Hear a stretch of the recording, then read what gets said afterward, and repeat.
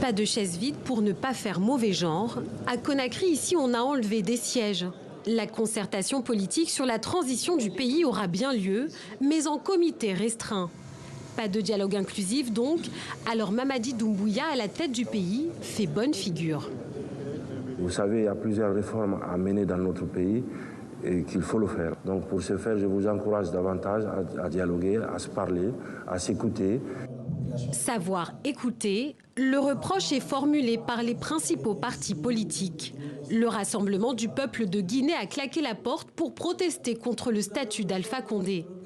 Le parti de Cellou d'Alain Diallo, l'ANAD, boycotte aussi. Il pointe le cadre du dialogue.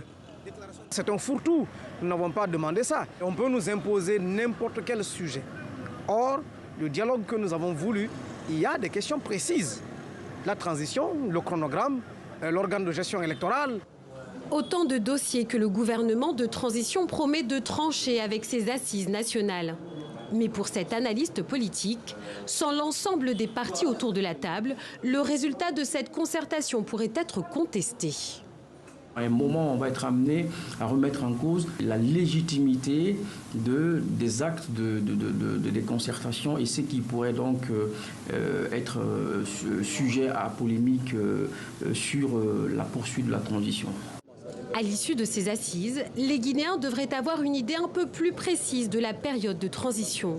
Pour l'heure, Mamadi Doumbouya n'a pas fait savoir à quelle échéance le pouvoir sera rendu aux civils.